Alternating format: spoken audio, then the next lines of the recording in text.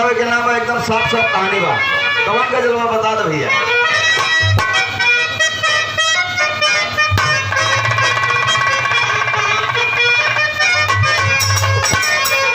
गजल कलाई बा।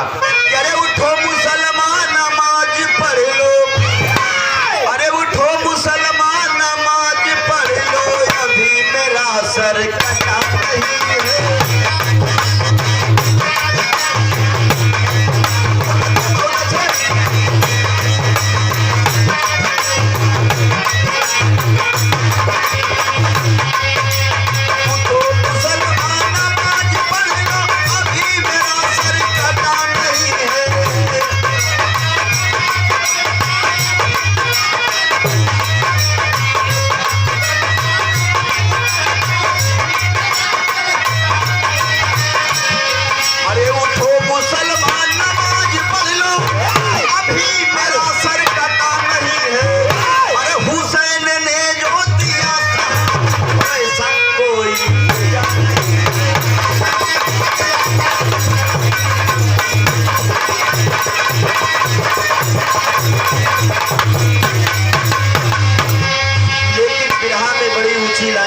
संकेत कैलन ढेर ना बतियाई कि अरे धरण ये हिंदोसता की, अरे धरण ये हिंदोसता की, तीरों से खा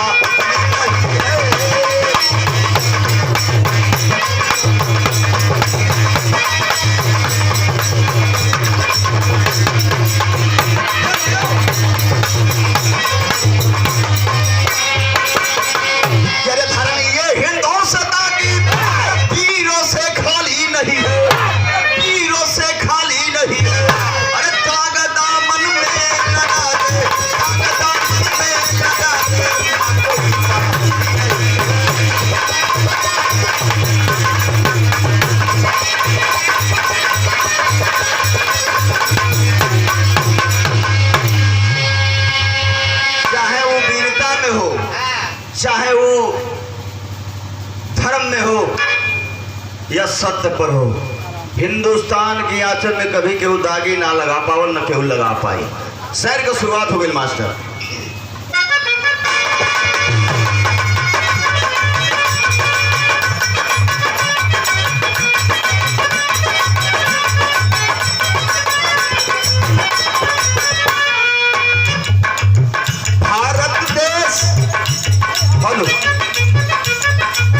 भारत देश ऋषि मुनियों की धरोहर है।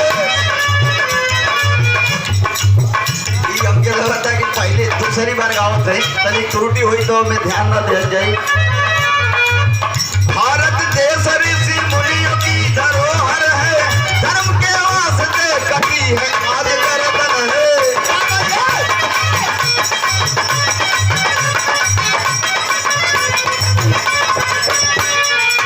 यही वो धरती जिसको विश्व गुरु कहते हैं, यही ये धरती जिसको विश्व गुरु कहते हैं, यहाँ पर यानी गौरव देव भी तरसते हैं।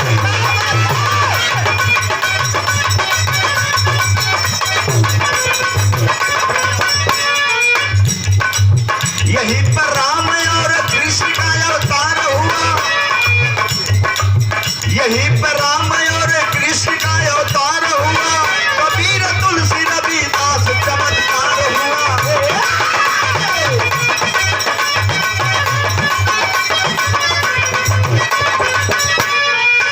गौतम बुद्ध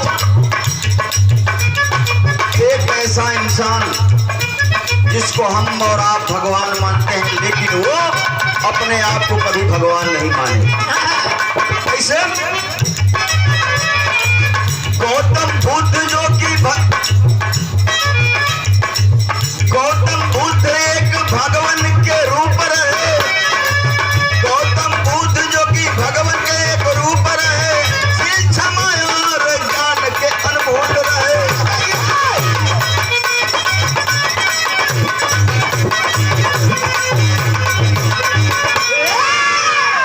विश्व गुरु या भारत या हिंदुस्तान कह लीजिए, ऐसे नहीं बना। इसका एक अनोखा प्रमाण मैं इस विधा में बताऊंगा कि वो एक ऐसे व्यक्ति रहे बिना हथियार के चले इस धरती पर और बिना हथियार के पूरा दुनिया में जीत लिहलन।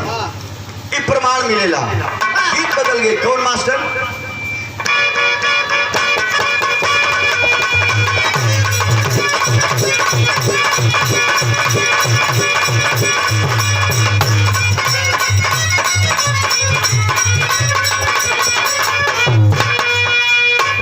वो गीत कलाई में जो मास्टर इशारा कैलन।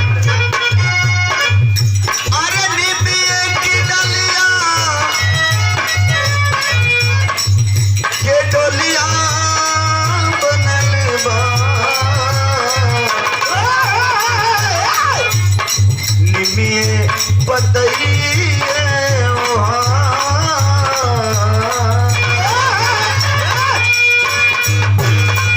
अरे निमिये की डलिया के डोलिया बनल बा, निमिये पतइये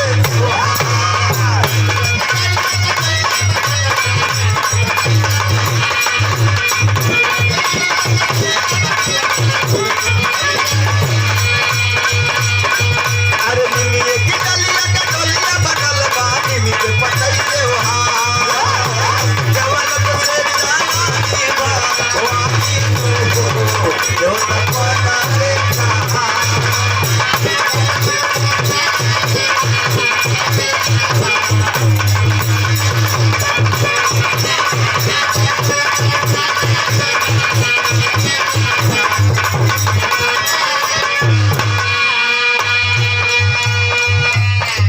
ये सम्मान में अहिंसा का प्रचार करे चल रहे।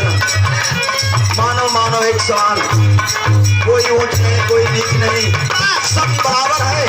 लेकिन क्या बतावे,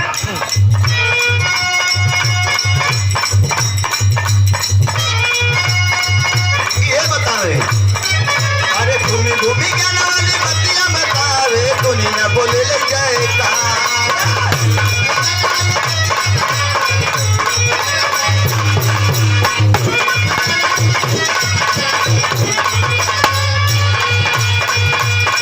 अरे घूमी घूमी ज्ञान वाली बत्तियां बतावे, दुनिया भइल जाए कहा। मनवा के मोहेले सूरतिया लोगवा बोले जाए कहा।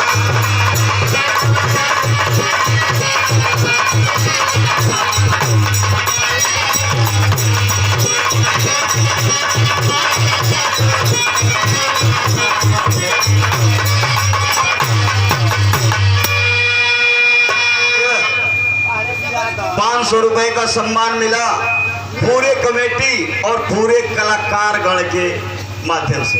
ये लौंडा पर रेट बोला बाबू। सबको चरण स्पर्श से आशीर्वाद की कामना है। भगवान वक्त उपदेश देना शुरू किए कि मानो मानो एक समान, इंसान में ही परमात्मा है, ईश्वर है, यही सत्य है, कोई भगवान यहाँ नहीं। एक और ही बात बताए अंतरा में,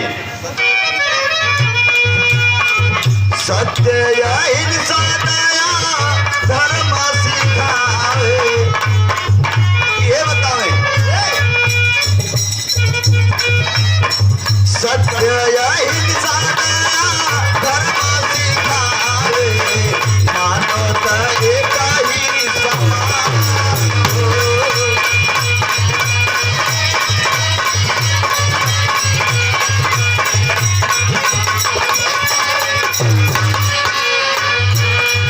सत्य हिंसा दया धर्म यही इंसान का सबसे बड़ा गुण है। अगर जिसके अंदर है वह ईश्वर है, वही देवता है, वही पूजनीय है। अगर यह नहीं है तो वह राक्षस समान है। क्या बतावे, अरे पग पग प्यार वाली बत्तियां बतावे, दुनिया में हो ले जाए कहा।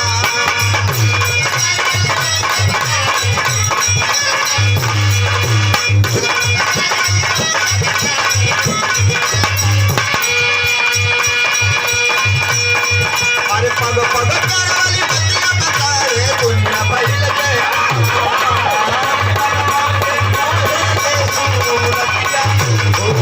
लोग बोले जाए।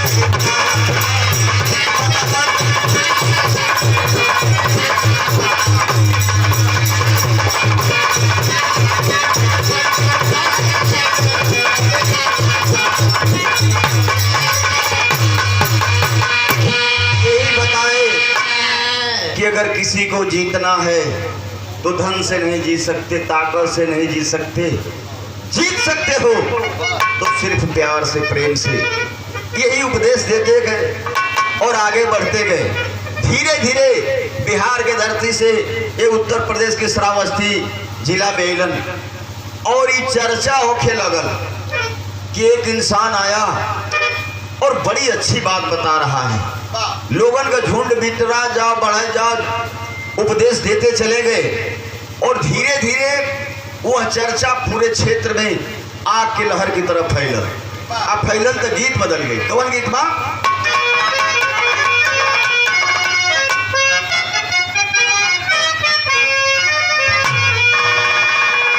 वही गीत चलाई बा, गौरव बा सतार भैया के रे गावाना गावाना करावाना ये प्यार भाई।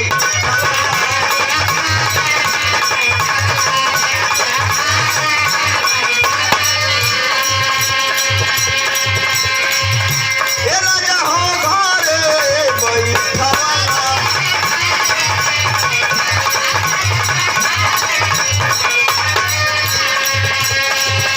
भाई अपने चलेला राजा हो, अपने चलेला राजा हो, पुरगी बात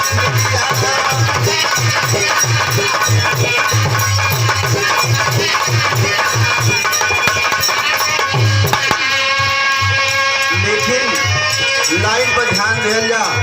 भगवान बुद्ध का चर्चा जब श्रावस्ती के जंगल से हो के जब गाँवे घरे पूरा पुरवाई, टोला टोलवाई, दुआरे दुआरे पहुंचल, ई चर्चा एगो औरत सुनलस और अपने पति देव से वो औरत एगो आग्रह कैलस, निवेदन कैलस, प्रार्थना कैलस। का कैलस? अरे बुद्ध की शरणिया ये स्वामी आती सुख पावनी।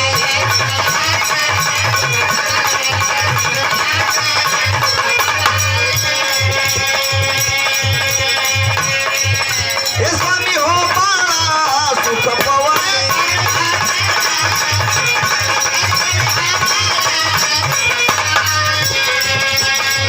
अरे मनवा के मोहे स्वामी हो, मनवा बुद्ध की बात।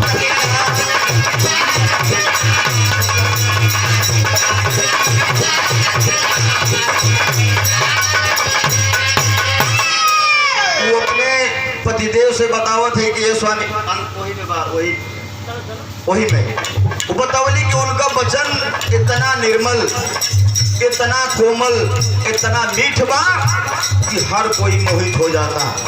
एक दिन काम छोड़ के ये स्वामी तने उपदेश सुन लो। का बतावत है? अरे उनकी चरनिया ये स्वामी पाना सुख पावनी।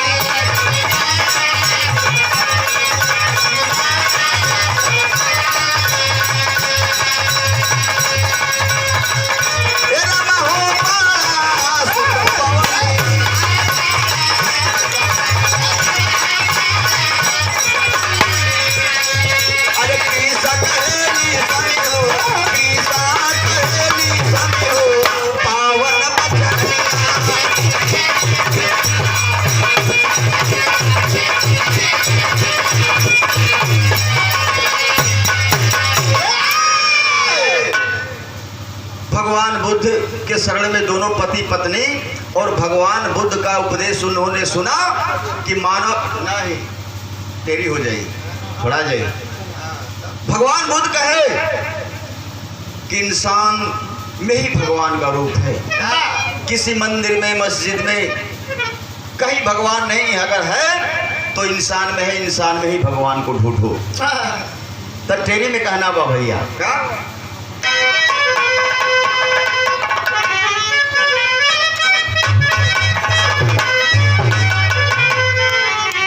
अरे राम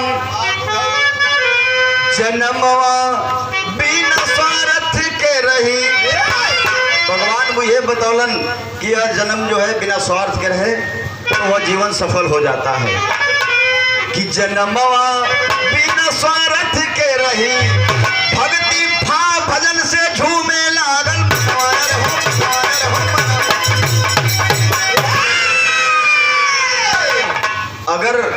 में सच्चा प्रेम बा तो बाबा के मजरिए पर सब कुछ हासिल हो जाए। अगर मन में प्रेम नहीं खे, भक्ति नहीं खे अमर भैया, देखे ना कुछ नहीं खे तो गीत बदल गई। कवन गीत बा?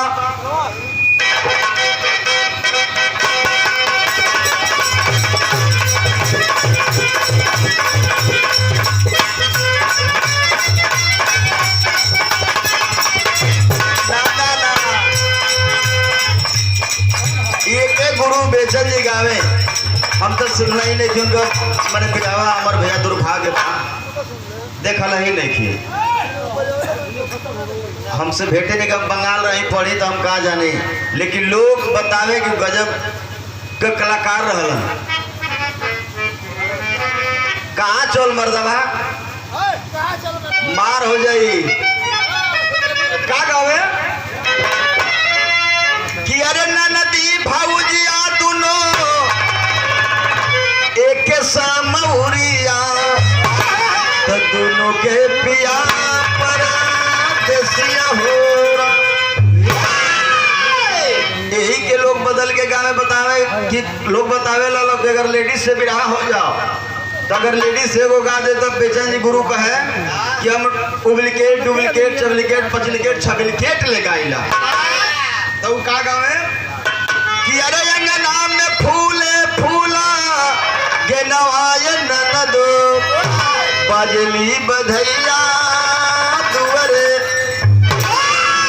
आई तनी फास्ट हो जाई कि अरे अपने तगैला हरिमो पूर्वी रे बनी बदल तनी फास्ट हो जाई, तनी किसे तेज हो जा, चलता लेला काम हो जाए। अपने तगैला हरिमो पूर्वी रे बनी हमारा से पूछा कहला हो रहा।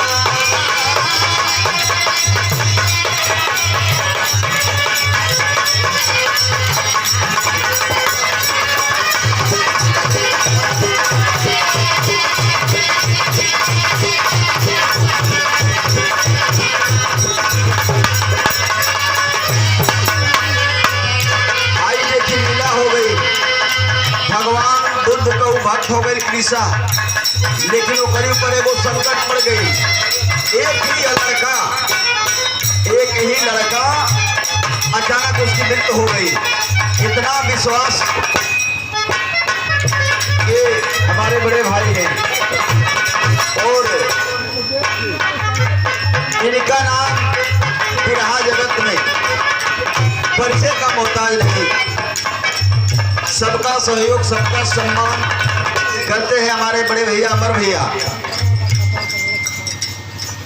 बहुत बढ़िया, बड़े सुंदर और बड़े ही दिल खुश मिजाज के आदमी हैं। जे अगर रोत बात भेंट हो जाए तो हंसा दे। भैया के चरण स्पर्श व आशीर्वाद का कामना बा। लड़का मर गया, कृष्णा सोचने लगी कि भगवान बुद्ध तो एक ऐसे भगवान है कि मेरा बेटा मर गया, मैं जाऊंगी तो वो जिला देंगे, इतना विश्वास बा। वो लड़का के गोद में लेके टंगले गई कृष्णा और रोवत बा। कहलस का कहलस अमर भैया कि अरे मरी गई ले हमारो कुमार ये साधु जी। बाबा मेरे गोद का एक ही आधार,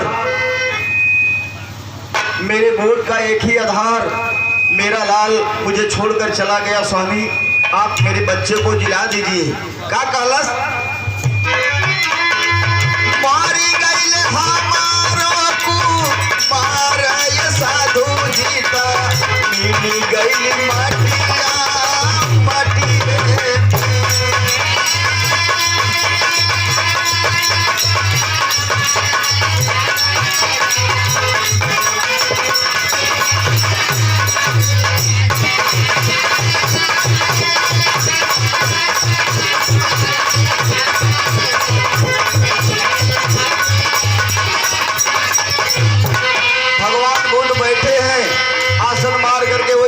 की लगवा लेगवा के सुता के झरझर झरझर रोवत बा। भगवान बुद्ध की आंखें बंद है और रो रो के कहत बा। का कहला संतरा में कृष्णा कहेली धई के बुद्ध के चरना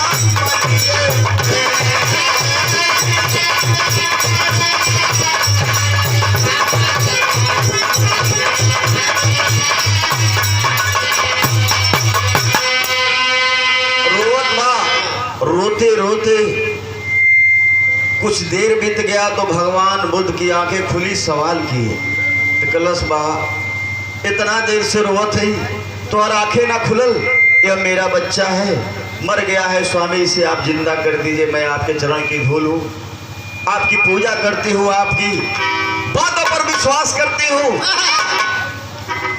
रोवत बा भगवान बुद्ध सोचत हवन के करी दिमाग में ई भर गई बा कि मैं जिंदा कर सकता हूँ, ये असंभव है, कैसे इसकी गलतफहमी को दूर करें। देखिए भगवान बुद्ध कैसे समझाते हैं, सरंगा में कहना बा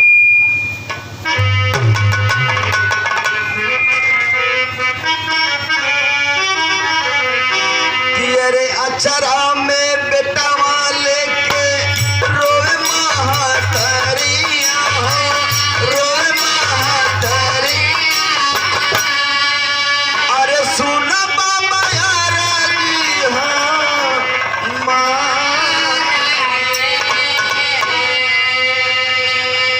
स्वामी के संगवा छूटल यही रे जहानावा में, यही रे जहां, अरे जियला का बेटा आधार, छतिया के रोए पग महातरिया हो, पग महातरिया, बातों में कावाजी आए। हे बाबा मेरे लाल को जिंदा कर दीजिए, नहीं तो मैं आपके दर पे सर पटक पटक के मर जाऊंगी, मैं भी जिंदा नहीं रहूंगी। कुछ देर बीत गई, भगवान बुद्ध सोचत हो कि आखिर एकर गलतफहमी दूर कैसे करी। कुछ समय बीता तले क्रोध में हो गई, वो कृषा क्रोधित होकर के एक बात कही, क्या कही, विकट विलाप करत ही थाना, अरे विकट विलाप करत ही काला, क्रोध में बोली पागल बाला, पतिव्रता में नारी बाबा, पतिव्रता में नारी भगवान के श्राप सब फसन हो जाला। हे प्रभु मैं पतिव्रता नारी हूँ, मैं जीवन में किसी अन्य व्यक्ति पर गलत निगाह से मैंने नहीं देखा, अगर किसी को मैंने देखा तो भाई के रूप में देखा, पिता के रूप में देखा, बहन के रूप में देखा, मैं पतिव्रता नारी हूँ, अगर मेरा बेटा नहीं जिएगा तो मैं श्राप दे दूंगी, आपकी भक्ति शक्ति सदा के लिए खत्म हो जाएगी। भगवान बुद्ध पड़ गया चक्कर में, अब क्या करी,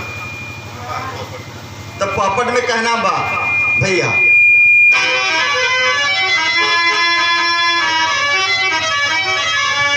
अरे क्रोध से पागल जरली बदलिया बतिया माने ना, अरे क्रोध से पागल जरली बदलिया बतिया माने ना, और सुनमा बाबा हमारी तू बचनिया बतिया माने ना।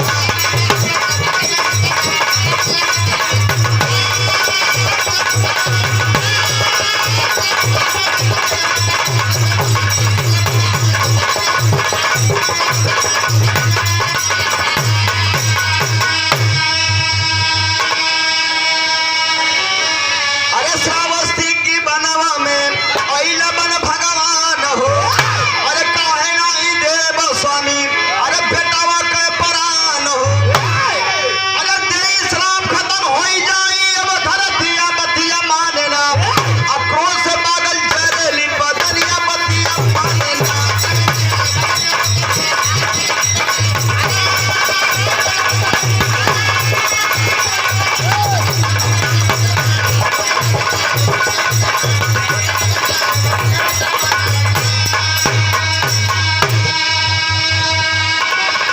एकदम क्रोध से बौखलाई बा वो औरत।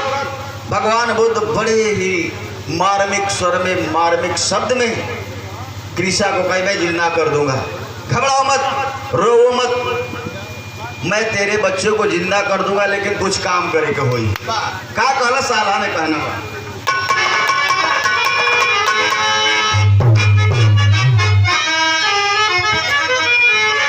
हाय राम, सुनी के बचनिया तब सोचे अपनी बत्ती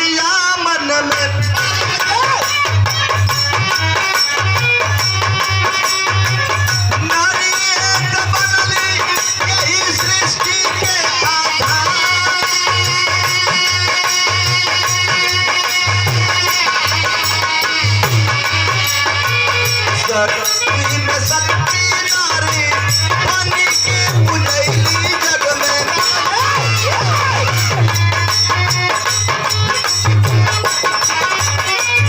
जागवा के कैली सुनवाई हो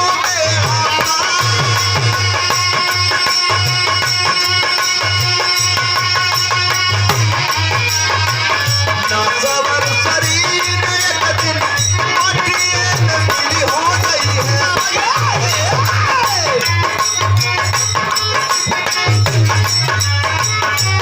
है बात दुनिया करतिया हो रही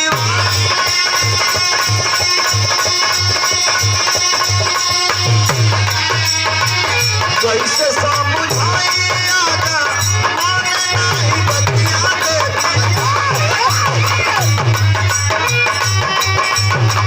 सोचना बतिया सुनवाए नी बुढ़ावा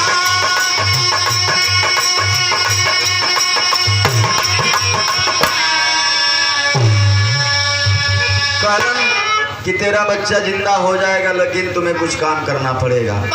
भगवान बुद्ध सोच गए कि इसको समझाने के लिए मैं कुछ करना होगा। कहला कि ठीक बा हम जिंदा कर दे, लेकिन वो काम करा तो के कहीं से वो घर से तोड़ी ली आवे के बाद जौना घर में कबो मौत भइले ना होके। अब महतारी का प्रेम और प्यार बच्चे के लिए बच्चे को छोड़ करके गांव में भगल वो कृषा और जहाँ जहाँ जाओ अचरा फैला दे और जब लोग देवे आवे तो फट से 4 कदम पीछे हट जाओ। ये सवाल करे बहन तो घर में कबो केहू मौत ना न भइल ह? सारे लोग कहते थे कि हमार बाप मर गइलन, केहू कहे हमार माई मर गईली, केहू कहे भाई मर गइलन, मैंने सारे लोग बताए। तो सदर में कहना बा कैसे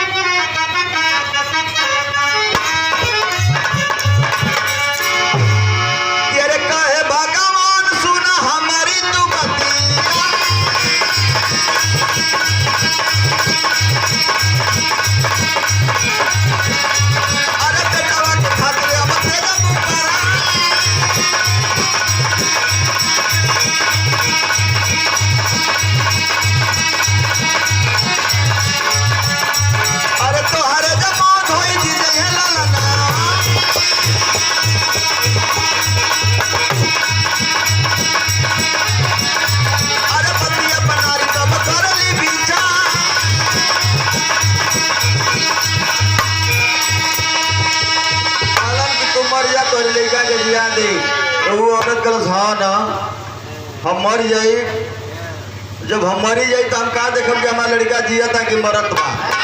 हम यही मूर्ख बानी कहना कि चलो जब ना करबू तो का कहना फिर वही माँ करे जाई के लिए आवा केनो घरावा से तोरी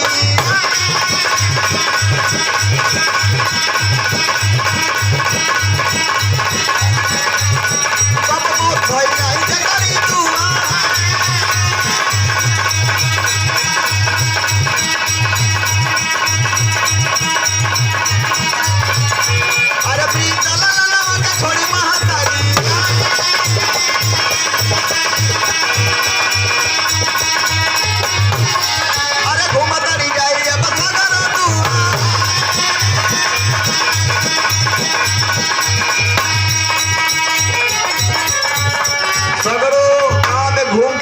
चली आई, लेकिन केवनो ऐसा परिवार ना मिलल जहाँ मौत ना भई। मांगते मांगते एक ऐसे परिवार में गई, एक नई नवेली दुल्हन घर से निकली सफेद साड़ी में, मांग में सिंदूर नहीं, और भिक्षा देने के लिए जब आई तो कृषा अचरवा फैलौली, लेकिन अचरवा के भिटोरी है।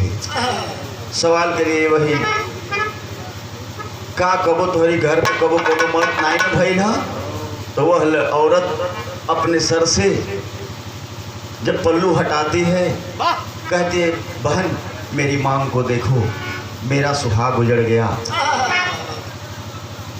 मेरा सब कुछ मिट गया, फिर भी मैं जिंदा हूँ। वही जा कृषा के चट से ख्याल हो गए, और ख्याल भइल त का कहना बा खड़ी पढ़ाई बा कोई लेला